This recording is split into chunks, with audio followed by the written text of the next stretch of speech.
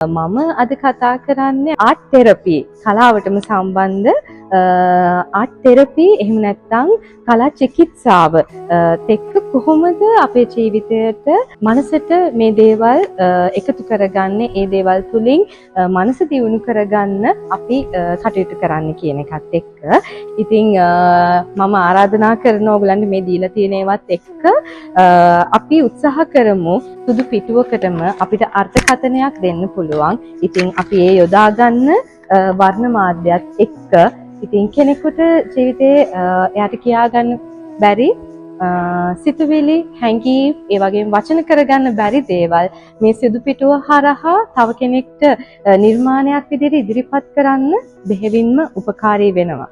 ඉතින් මේ සුදු පිටුව ඇතුලේ ඔගොල්ලෝ මම මේ අඳින හැම ඉරකටම හැම ෂේප් එකකටම ඔගොල්ලන්ට පුළුවන් ජීවිතේ කතාවක් එකතු කරන්න. ඉතින් ඒ කතාව අඳුරගන්න උත්සාහ කිරීම මේ කතාවත් එක්ක ඔයගලන්ගේ ජීවිත ඇතුලේ හිර වෙලා තියෙන යම් යම් දේවල් එළියට ගැනීම තමයි ආර්ට් තෙරපි එකකදී ඇත්තටම සිද්ධ වෙන්නේ. ඒක ඔයාලා කැමති විදිහකට මෙතනදී අපිත් එක්ක බෙදා ගන්න කැමති. ජීවිතේ එක්තරා පිටුවක් සුදු පිටුවේ වර්ණවත් කරන්න කියලා ආරාධනා කරනවා.